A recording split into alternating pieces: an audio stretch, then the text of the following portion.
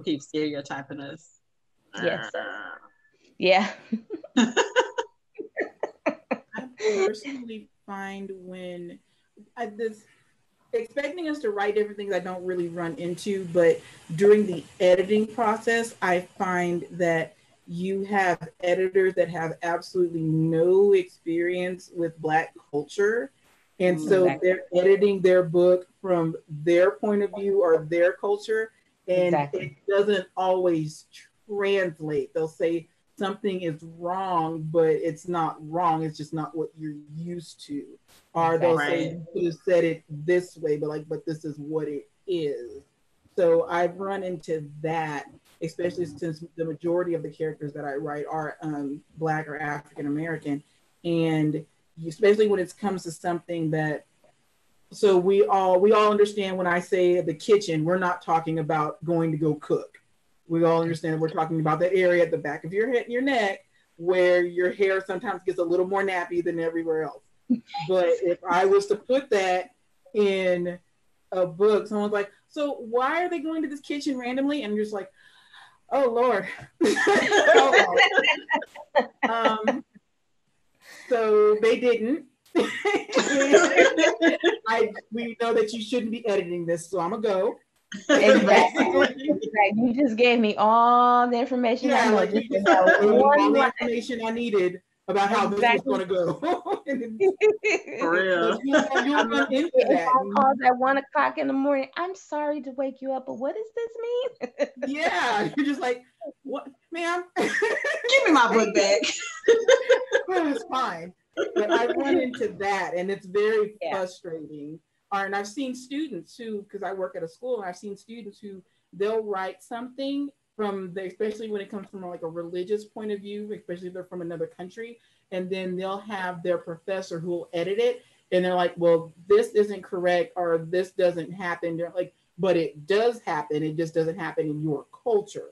So I find that to be very frustrating personally, but it's one of those things like if I had went to a editor who I knew kind of had my background, that I consider that partly my fault, because I could have taken an editor who had my background and they would have been able to edit it from a point of, okay, well, I know what this means, and if it doesn't work, then this is why it doesn't work.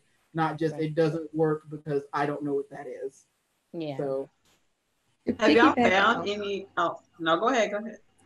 To kind of piggyback on that, even when it comes to like the decisions you have characters make, like there was this one point when I was in class taking online classes, and it was a writing class or whatever, and we had to write like a short story or a short excerpt to submit for feedback from fellow students, at least 2 fellow students. So I wrote one. It wasn't great at all, but basically there was a part of the story where the main character was getting chased by some creature, and this little talking puppy was like trying to help her out and was just running alongside her or whatever.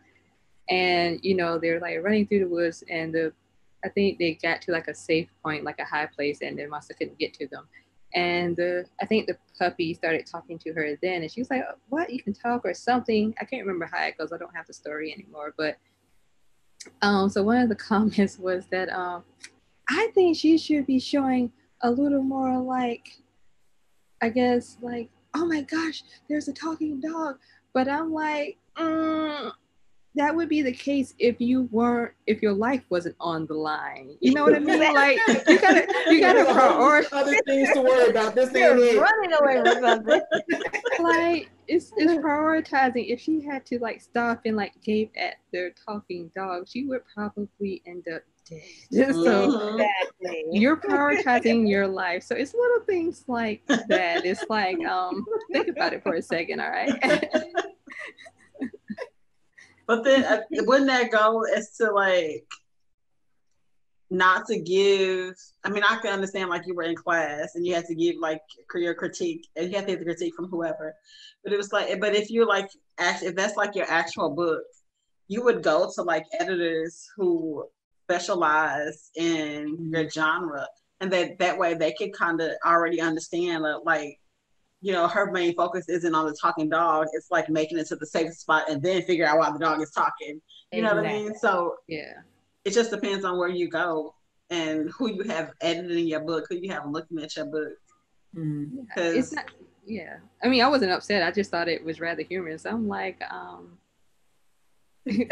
like yeah, like a talking dog.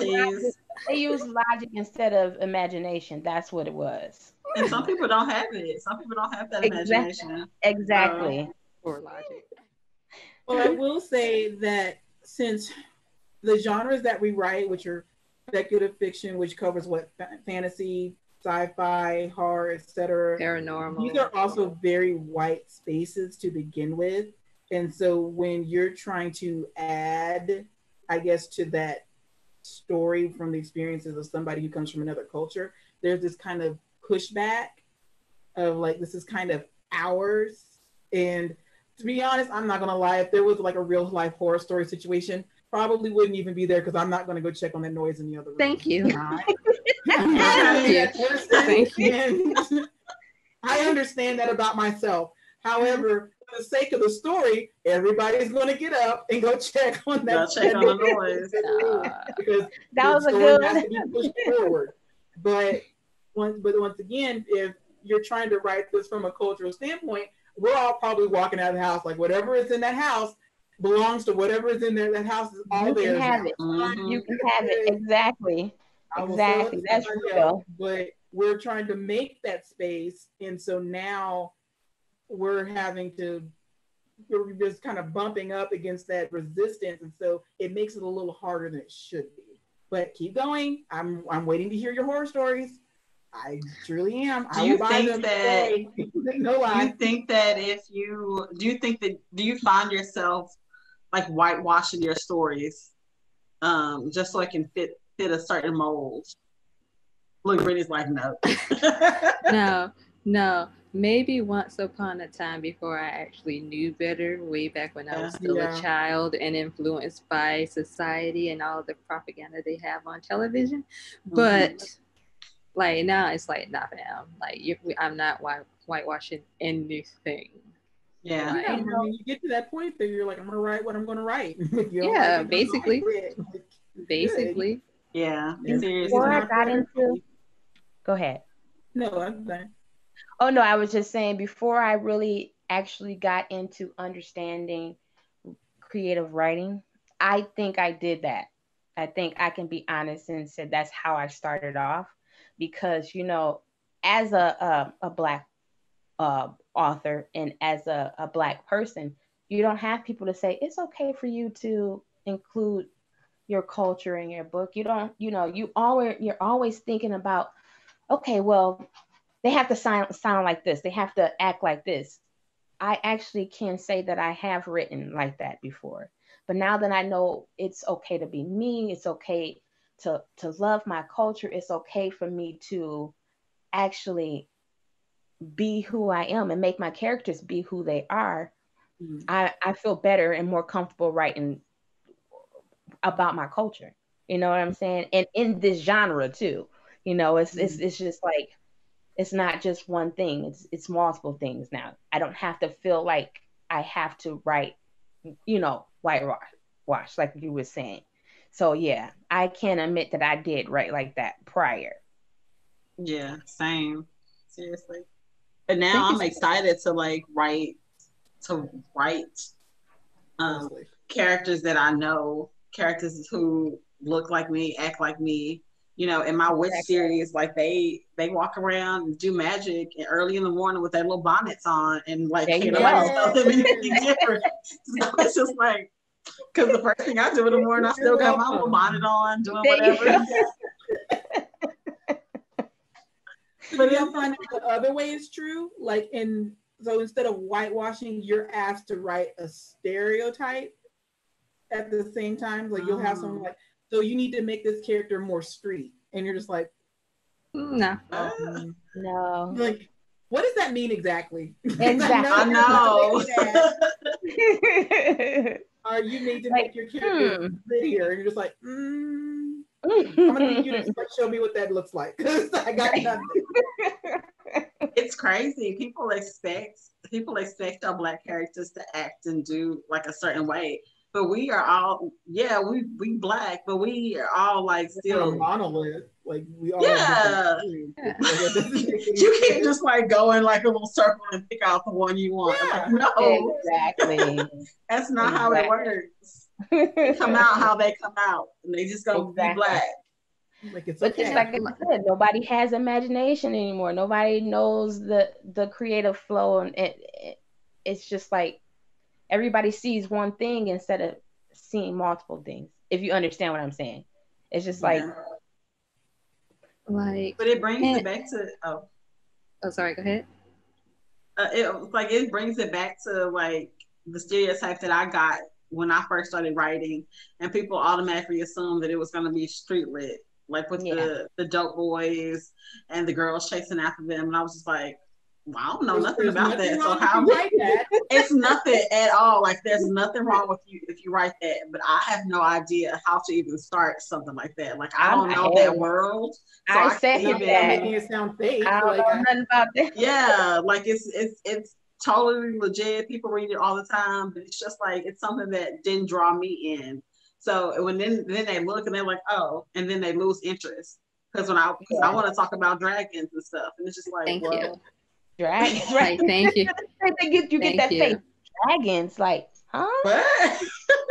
And that's the thing, because when you said stuff like dragons or anything dealing with mythology and that sort of thing, you do get that look like you're a Black person. Why are you writing about dragons? Yeah. Like for me personally, because I've encountered this before too. Like I like horseback riding, and that would be amongst our community a lot of times be considered like a very white thing to do, but I don't care. Right. Like not like you can't sit there and attribute certain activities, not all the time. Yes, certain cultures may be more inclined to do certain things activity wise, but you also have to think about it as well. Like I guess using horses as an example, were Black people in a position to where they could own a horse or multiple horses a lot of times? Yes, some were, but most of the time I think that a lot of them may not have been, because you had to sit there and choose between, like, a lot of times keeping your lights on or buying medicine or buying food to feed your family. So do you really think you can like afford a massive animal like that and be, and like take care of it well? So like I would like to think that, okay, if finances weren't an issue, like if you were financially set and well off, like what would be some of the things you would do? Like I took a class on I took a sword fighting class because I write fantasy. There are going to be swords. So I just wanted to see what that experience was like. And that was like the dopest experience ever. There you go. Like don't discount stuff just because like a certain culture appears to have like ownership, a flag. Yeah, they stuck their flag on it. Like this is ours. Like, nah, fam. Like here we But come. could you turn that back around and do the same thing for other cultures too? That like where do we draw the line on appropriation? When there is like actual significance. Exactly. When it's something that actually means something, and it that it can become offensive to someone who's actually reading what we're writing. I think as writers we have to try our best not to do that, but sometimes it just comes out that way because that's what it is. You know what I'm saying? It's difficult. It's a difficult Do you thing. think there's a proper way to write about a different culture without like offense, or do you just like I just don't do it at all? I think there is a proper way. Like you just treat it with respect, like you would do your own culture. Exactly. Basically. And you have to understand too that no matter how much research you do, like you still do as much research as you can. Get firsthand accounts and that sort of thing. But at the end of the day, it does not matter how much research you do. You will never know what it's like to grow up as that culture unless you grew up as that culture. You don't have all the nuances that come with that culture. You won't know it. You'll know, you may know a lot, but you won't know everything. Right. So you have to, and that's what people have to understand. Yes, there are going to be some of those people that are like, I don't want you writing my culture. Like, there are going to be those, but at the same time, like, it is a slippery slope. Yep. So, but my thing is just make sure you're respectful and do the best you can. Mm-hmm. You know, we can only go by what we know. And that's why I try not to take it so personally. You know, when I read something that's kind of like, huh? I don't think we do that. But we have to respect the writer for what they are, because just like you said, no matter how much research you do, it's not going to be perfect. Yeah. That particular culture is not going to be perfect. And two, you're writing from a creative standpoint. Your characters is coming out the way that you visualize them, and it's not typically based on anyone out in the street. So that's how I take it. Like when I'm writing, I don't stop and say, let me check this to see if a person will act like this. Let me call my friend to see if this is okay. No, I'm writing as a creative. You know what I'm saying? I'm writing from how I feel, how my characters are coming alive, because they're coming alive in how they are. It's not okay, this person acts like this. You know what I'm saying? I don't know if I'm explaining it right, but I feel like as when you're writing from a creative standpoint. That's Yeah, I agree. Because I write in in the Sasha Grey series, that's like one of her love interests is Mexican, but I don't write him in like some stereotypical way. Like to me, he's just a guy who happens to be Mexican. And like if he spoke Spanish or something, like I was sure to like ask my friends, like, how would you say this? You know, right. how will typical, you know, Spanish males say this in their language? And it's just like it's small things like that that people take into consideration when you are actually like writing something like that. And I mean, it's about research too. And then you don't look on TV and try to get the stereotypes from there either, because it doesn't work. Right. It doesn't work at all. It's not gonna be perfect, but it's like we creating a character. You know that this is not a real character. I mean, this is not a real person. It's someone I created. So in that standpoint, it's just like, you know, what can you do? What can you do? But right. Go ahead. And it's like I think Sheena mentioned earlier, like we're not a monolith, so we can't expect another culture to be a monolith. Like there are individuals within that culture. So even if you do your research and you take your best stab at creating a character from this culture, there's always going to be at least one person like, I don't talk like that. I don't act like that. Like blah blah blah. Like if you watch Trevor Noah or whatever, where he would imitate like the accents of his friends, you know, and then he mentioned it on one of his shows that like the Jamaicans were getting. I'm like, Jamaicans don't talk like that. and he had to explain that no, like he just mimics how his friends talk. So but long story short, like everybody's not a monolith. There are individuals, they're going to be influenced by their culture, but they may not be like the pure representation of what I guess that culture is considered ideal, if that makes sense. Right. Yeah. I'm pretty fine as long as we were talking about this the other night. In fact, as long as you build it into the story, I'm usually pretty relaxed in however you've written a character. So you have this random white character who has stereotypical Black behaviors. Did your character grow up with a Black family? Did they live in the hood? Is there a reason that this person is talking this way that has absolutely nothing? If you have a random Black character who is going to Harvard, do you expect them all of a sudden to speak street? And even if they do, are they doing it everywhere? Because we all code switch, but those are things that you are building into your character for this particular instance. And you have it in your book that this person speaks hood when they're with their family and friends, but when they get in front of professors, all of a sudden they become Rhodes Scholars. That's what I need you to do for me. Like, make it make sense. That's all I'm asking. Yes, like, and to piggyback on that same thing, you know, just on the flip side, I guess, you know, yes, there are those that will be able to maneuver through society like that with code switching, but then there's also those individuals that just really don't give a rip. That's not to say they're not super intelligent, but they really don't give a rip.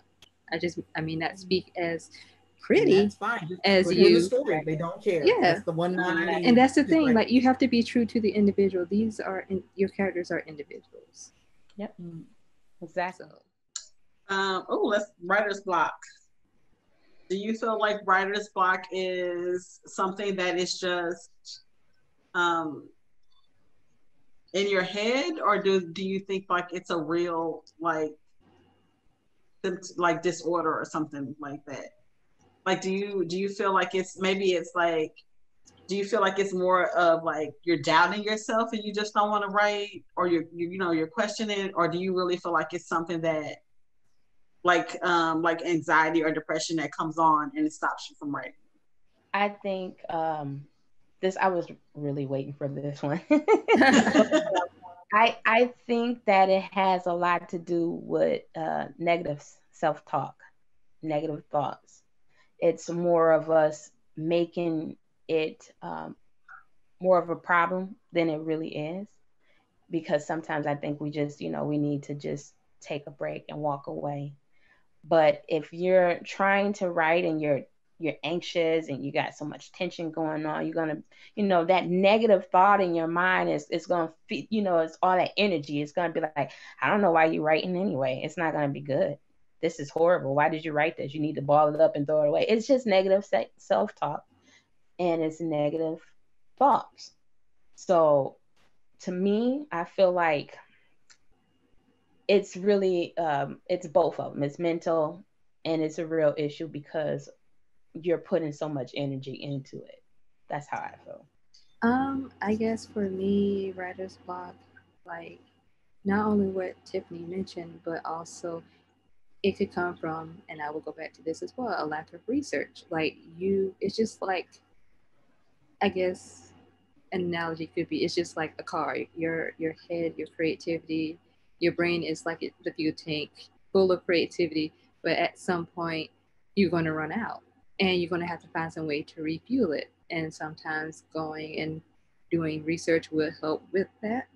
Like Tiffany said, sometimes you just have to walk away from it and just take a break, and don't feel guilty about taking a break. Yes. Like there's a reason why some writers, authors, it's like years before they actually publish a book. Exactly. Not everybody has the luxury of just staying home and just writing freely, yes, without having to worry about going to work the next day, So yep, like, don't feel guilty about taking a break when you need it. That's a part of the writing process as well. But yep, writer's block, a part of it for me is that you might have just ran out of ideas and you wrote yourself into a corner and you just need to go maybe watch a few things, read a few things, try just free write sometimes and just see if that helps set you free. And Nicole said the hate you give is a great example when we were talking about this stuff previously. Oh my God. Having read the book, that's the one with Amidala Steinberg, right? Because I've seen the movie, if it's the same one. Yeah, that's that one. Okay, I saw the movie. Are y'all over movies like that yet? Like, I love Black cinema and I love watching movies that we create, but like at this point in time, like I'm good with never seeing a slave picture ever again. Thank you. I've also done years ago. Yeah. I'm kind of at that point. Very much so. Because it's already too much going on. You're already seeing too much already. And like, I don't want to go to the theater and pay to see it again. Like that, you know what I mean? To pay to see it. That's horrible. No, I will pay for it, but I just may not go because I want them to get that right, that everybody went to go see this credit. But I'm I want to support, but I don't necessarily want to see be in it. the theater. I don't want to be angry. That's Yeah. all. I don't want Like, to be angry. I don't want to have hate. It takes too much. You just find yourself being so angry, feeling full of hate. You stress yourself out and have a heart attack, or you'll have a stroke, or you get high I blood went pressure. from 0 to 100 real quick, like I'm stressed. Exactly. like I And think. it's just, go ahead. No, sorry. Go ahead. Oh no, I was just like, it's just too much right now. What's going on? Just it's too much. My mind can't take it. Like even before things got that this bad, like I got tired of like slave movies, and I'm not like civil rights movies and just the thug movies, and it's just like, all right, like, can we have a Black Indiana Jones, please? Can we have like something like that? Yeah. Something different, like to And, me. a lot of people love the history. Like I'm not dissing. I can't knock that. I can't knock that at all. That you love to see, what happened. But for me, it just makes me angry. Yeah, I can't watch it because it makes me angry. Like It's I'm really sad. But it's just like, for me it feels like you're stuck in the past. Like that was the heyday of Black people, and that's it. So can we like see ourselves into the future? Can we have like a main Black character in a sci-fi movie doing great things? Like, can we have like, yeah, can we have a Black inventor that's just like, doing stuff, creating their own time machine? Like that was actually one with the girl and everything. Yes, But I see need you more yesterday. Black people doing whimsical stuff. Honestly. Yeah, seriously. Like go in a castle and go save the princess or something. Like, like can we like and not as them like not being the Black. sidekick. Yeah, not being the sidekick, not blackwashing Yes. a white character already. Like actually create characters that are Black that that you put into a Black have to be comedian. Everything they say is funny. They jumping up and down. No. They're making a Black Wonder Years. Yeah, I saw that. So like, if you're familiar with the Wonder Years, like back in the day, there was with Fred Savage and his friends, he was narrating his teenage life, where they're going to do it with Black people. I am excited that there are Black actors who are about to get a payday, and I support all of that. However, that was not on the list of things we asked for. Exactly.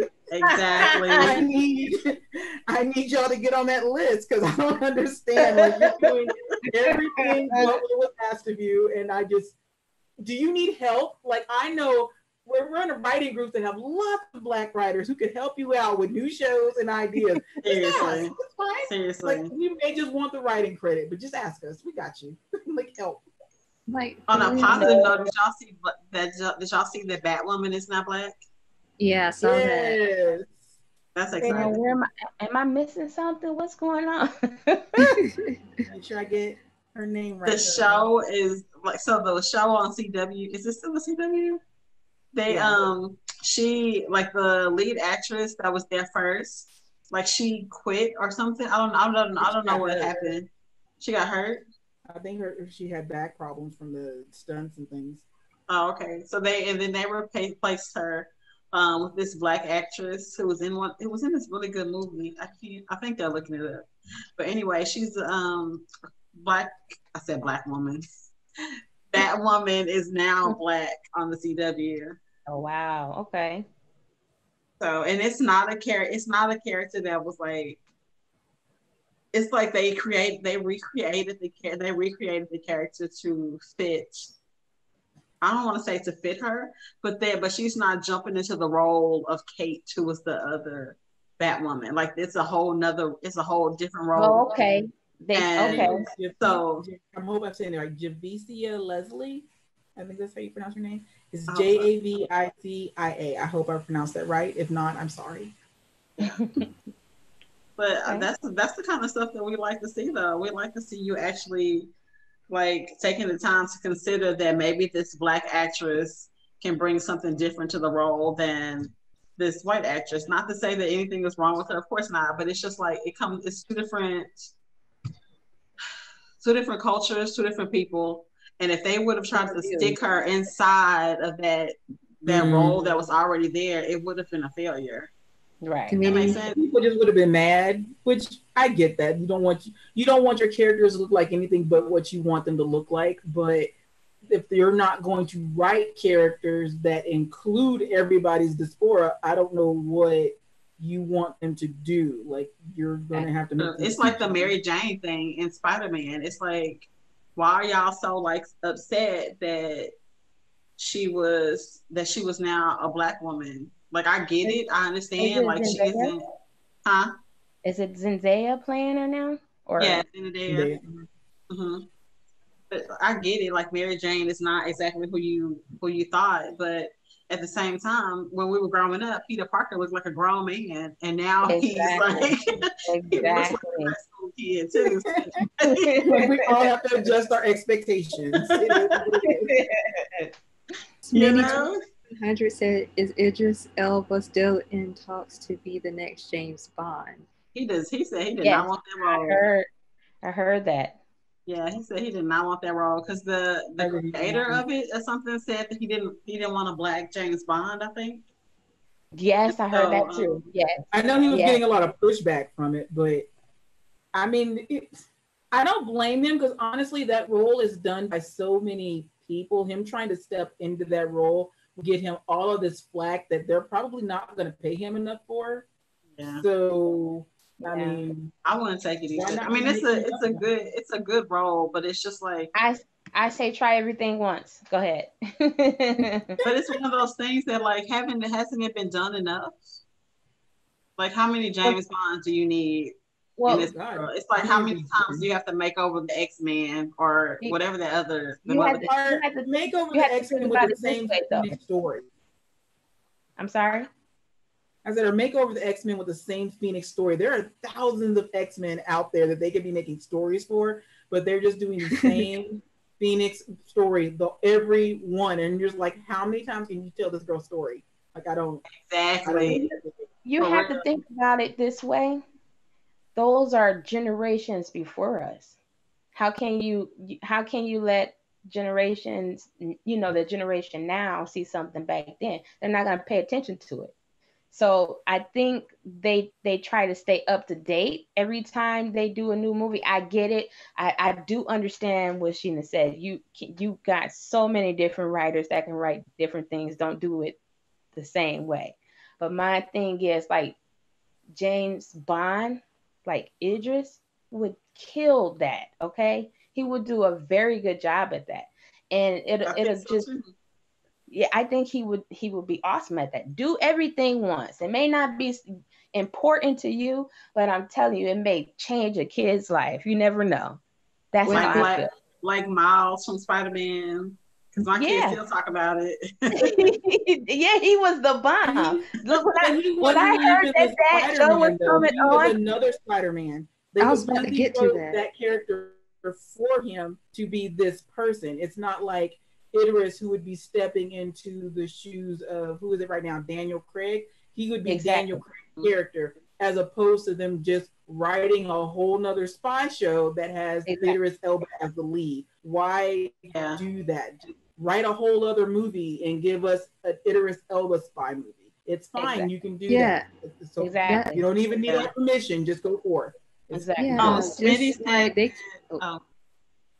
Really quick, like, if they want to introduce Idris into a James Bond-esque role, what they could have done was have him make a cameo in one of the previous James Bond films and show that passing of the mantle to Idris, instead of just like, yeah, we're just gonna throw this black guy in there. I like the way you think. Yes. At least that way, that would prepare people for what was to come. It wouldn't just be like, oh yeah, they're just doing this just because. Yeah. Oh, go ahead. I agree. Comment. I agree.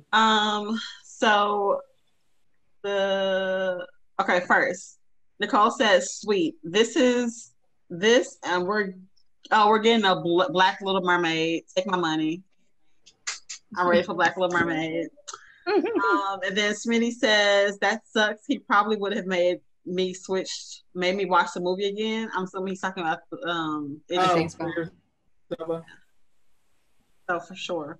I mean, no doubt he would have been good in the movie. He's a good actor. But yeah, like make movies that are for make different movies. I'm tired of seeing the same things over and over again. Yeah. You know, like how many times are you gonna remake something? Like the Power Rangers. The last one to me, like how many generations of Power Rangers do we have now? I'm done.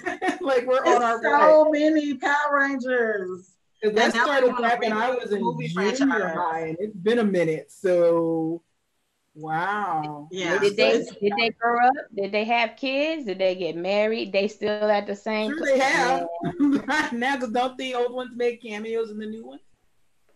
Yeah, they do. They probably and they're looking crazy. I had to do with one of these numbers, y'all. I mean, make your money. Please do. AI says Haley will kill the Little Mermaid. Her voice is amazing.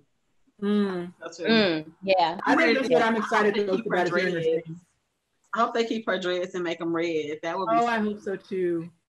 Like, don't get her and then like change her. Like, I don't need you to do that. Like, at all. Yes. Oh man. Well, thank you. First, can we say thank you guys for joining us? For those who just joined, we appreciate it so much. Yes. AI says AI. That person says, can you explain what the show is about? Our show? I think so. All right. We'll go back to this. So this show here is dealing with writer's doubt, fears and hesitation, like all that stuff. This show, and it's called The Right Doubt. Our show overall is called The Right Talk, and we basically go over everything in the writer's world for speculative fiction, whether that's publishing, whether that's talking about mermaids, whether that's talking about editing, yes, whether it's talking about editing or how to create and build your worlds. We kind of want to go over all of it. So that's what we are. That's what we are about. We're just trying to build bridges where people didn't have it before, they can now have it here with us. And it'll just kind of be like a one-stop shop. And we're building it slowly but surely. We have an IG that will give you like writing prompts and inspirations of the week, of the day. We'll give you like little facts and stuff like that. We're building our Facebook page, which is going to be like a little private thing that we're still working on the details about. But really, we just want to bridge those gaps into the speculative fiction areas where it's really hard to find, honestly. When I was looking for it, there wasn't many people who wrote in my genre. And I write like fantasy paranormal. So mostly like in my writing groups now, like almost everybody is writing like street lit or contemporary romance. And I hardly, like when we first started this group originally, it was like 4 of us in there talking about fantasy, right? Remember the messenger group? Mm-hmm. And then, so it was just like, out of all of those like 1,000 people that was in that group, like only 4 of us decided to like hop out and find each other. And so like it's such a small space, but I feel like we have a lot to say in it. We have a lot to figure out, and we can figure it out together. That makes sense? Was that long? And this in the context of Black writers, just to be clear. Yeah, and as Black writers, Black speculative fiction writers. Yeah, so. That was long, huh? I need to work on my elevator pitch. I was very proud of you. I know. I was just sitting here just listening to you. I'm like, yes. That's exactly what we do. My face is all hot and stuff. And it's just creating a calm and comforting atmosphere where we're just having conversations. So like, even though we can talk about some serious things, at the same time, we want to make sure everybody is relaxed, chilling, and having a good time. Yeah. Like there should be nothing that you should be afraid to, like, as it relates to writing in this genre, that you can't ask us, and we either will know it or we'll find out for you, or, like that, I mean, because that's the purpose, to build that community, so that if you have questions to ask, we're here for you. Exactly. That makes sense. Yes. Yes, it does. Thank you. That person says sounds amazing. Thank you. Amazing. Like, We are coming up on like the last couple of minutes. I told you it goes fast when it goes.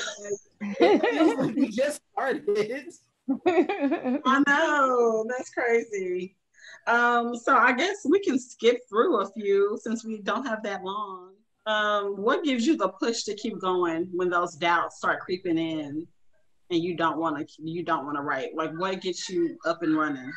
I just have to remember the short documentary by, what's the girl's name? Kiri, I think it was Kiri Davis or something like that. She recreated an experiment back in the day with a black child and white dolls and that sort of thing. And that video hurt so much. So that is what keeps me going and why I want to write and put stuff out there for my peeps. So I think it's called A Girl Like Me, I think. For myself, I didn't really relate to any of the books that I was reading growing up. Like, they were good books and I got into them, of course. And I still have my favorite authors and things like that. But it was just like, I couldn't relate to any of those people.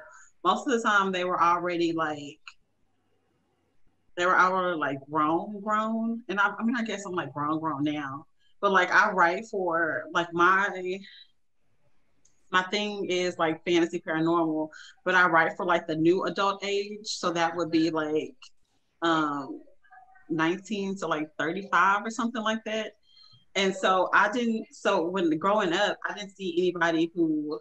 I didn't read about anybody in that age group. And they kind of like passed over it.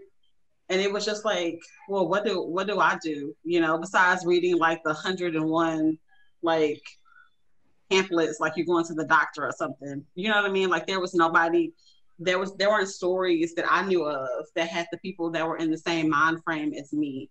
Or even if you're 20 and you living it up and you living wild and reckless, like, I still didn't see that. And it was even more so in the fantasy genre. Like, there was like, I didn't see it. And so I wanted to write it. And so I kept going. I started, what was this show? The Gates. Do y'all remember that show? It was like ABC or something. That's the first time I started actually writing my own work. Was I saw The Gates and I thought, like, I can do better than that show. Which is actually kind of like the last topic. But it was but I thought, like, the way that it ended, I was like, yeah, I could do better than that. And so every time I think about like, I want to quit, I think about why I started. And that's kind of it. I want to see people who look like me, who think like me. And then I also want to give people like a reason to pick up their books. You know, like my son, he has trouble now finding books that entertain him. And so it's like, well, if he saw somebody who looked like him, right, in that book or in that comic, like, would he have a better time, right? I think I'm getting off topic. I'm sorry. Go somebody else.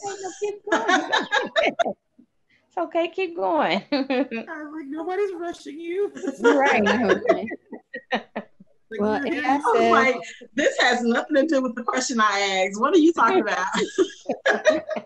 But AI mentioned that most authors target young adults, so it would be nice to have books written from the point of view of older characters. Yeah. Yeah, seriously, it would. Who's next? I'm not gonna point out.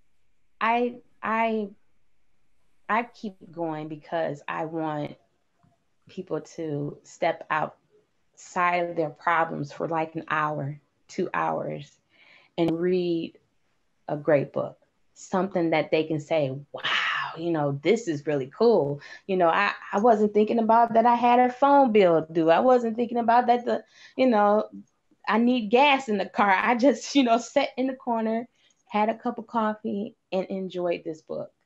I just want to make people wow. I want them to get away from the stress for a couple of hours and just be in the moment of what I create, or what any author, any Black author that's writing fantasy, sci-fi, paranoia, fantasy, just live in that moment at that time. Enjoy that book. That's what keeps me going. Nicole says relatable characters. Yes. Mm-hmm. Sheena. Yep. She was like next. Wake up, girl. Wake up. I just like the creative process. Like I wish I was as profound as all of y'all, but I don't have none of that. Like I literally just like I have so much fun researching and pulling stuff and putting it on paper, finding colored pens. I have a colored pen addiction that I've not. Man, I just bought something yesterday. Yes. I love being able to write things down and be like, oh my God, this sounds great. Like I just really have fun doing it. So it's a distraction, I guess, from other things, but just in all, I love the creative process. I love hearing about everybody else's creative process. I love this little group that I'm constantly talking about the creative process. Like it has been so much fun. I'm like, oh my God. Oh, that's it. That's all I got. I was hoping y'all would skip over me. Like, oh, dang. Like that little Angelina Jolie meme, which is like, no. Okay. But this is just different, I guess, variations of like writers, like everybody's not the same. Like not all writers are recluse still, and not all writers are outgoing. Not all writers just, don't, like we stated before, we're not a monolith. So just be you and do what you do. Exactly. We talked a little bit about this before, but so how do you relax? How do you decompress? What books, what movies do you enjoy, or are you enjoying at the moment? Go ahead. No, go ahead. I'm sitting there thinking. For me to relax as a writer, and if I'm in the middle of a project, I will not read anyone else's book. I can't do it. I would rather listen to music. And like right now, Miss Patty is waiting for me to get off of the show so I can just Patty's waiting for me. So it depends on what type of genre that I'm writing at, and also the scene and what's flowing in me, because I don't know why I can't read other people's book. It's like I don't want to cloud my creativity with someone else's stuff. And I'd rather just listen to music and just cruise and just listen to that and just be chilling. Miss Patty. That's interesting. That's cool though, because for me, like I still will pick up a book in the middle of my manuscript. Really? And when I will read my butt off. Wow, it doesn't bother you? It doesn't. Wow. Because so my writing process is like, it includes like almost all of my senses, right? So I have my sage or my something burning. Not look, it's just a stick. Don't think like did you just hold that? No, but I have my sage burning, I have my music going. I probably got the window open so the sun comes in, or the night sky, depends on what time it is. Like I probably got some snacks or something. I got my water here. Like it's all like, so when I sit down here, like this is like my area. So nothing else is here besides my kids, Yeah. And so like it's not hard for me to come here and like see this, because this setup is not anywhere else in my house. Right. Like I'm not taking my sage upstairs unless I'm like, doing my thing. But like otherwise it's just here. Like this is so I've set it up to be like, this is my space. This is where I'm gonna write. I used to write like on the bus on the way to work and stuff like that, but I don't do that anymore. So now I just come home and it's here. Right. But yeah, I'm not into TV right now, honestly. I was watching The Order on Netflix, but it's not holding my attention that much. I probably will finish the season out and like that's it. But otherwise, yeah. Is that the show with the werewolf or something? It is. Oh yeah, no, I was so done. I was so done. Like I didn't make it. I'm like, yeah, nah, for now. I think I got three episodes in, and I was like, nope. It's been a bit of a stretch trying to watch it. I feel like I owe it at this point enough to get to like the end of the season and don't even go to season 2. You're invested. Yeah, like I'm invested a little bit. I want to see if they're gonna kill the man. No, they probably not because it's season 2. So we'll see. No harm if they don't. It's all right. It's okay. Decompression for me, it varies. Personally, I would prefer like peace and quiet. Like I just want the house quiet, calm, peaceful, like open up, like Latedra, like open up the blinds, move the curtains. If it's not blistering hot, open the windows. Mm-hmm. Let like just the sunlight. And I live in the country, so it's just so nice out here when it's quiet, especially in the mornings. We can't wait to go visit Brittny. I don't know. Like trying to get all the right talk blankets and be like, hey. That would be awesome though. That would be awesome. But peace and quiet is hard to come by because there are like other people in the house that don't really care about peace and quiet. Like they can't stand for it to be quiet. So the TV's like often going this, that, and the third. So I will watch, like try to find something to watch. Like it's hard for me because I'm picky about what I watch and read. So, but for the last couple of times, because I don't mind anime, I like anime. So the last few anime that I watched were like really good. So that helped with like, decompressing and getting my creativity jump started and watching Let's Plays because as much as I would love to play video games, one, I don't have the time, and two, I really don't want to spend $400 plus on a console. Like, yeah, so that's my thing. So I do play video games. I am very much involved in Gears of War, and we were playing Borderlands the other day, but I usually only play with family because I like them. It is what it is. And and if I have to like do something mindless for a while, I'm usually either on Pinterest or YouTube because I can spend hours on both of those sites just looking through things without thinking about it. But usually if I'm not writing, I'm trying to do something else creative. So I started watercoloring, which is both easier and harder than I thought it would be. I don't know where I'm at. In 6 weeks, I may not like it, but check back. We'll see what happens. I done thought all the stuff to use it, but after that, we'll see what happens. But it's this constant process of being creative that I enjoy. But my family is very artsy, so it's really easy to do. Like my mom's in the other room crocheting right now. Not my blanket, not crocheting. We need a right talk blanket now. Right?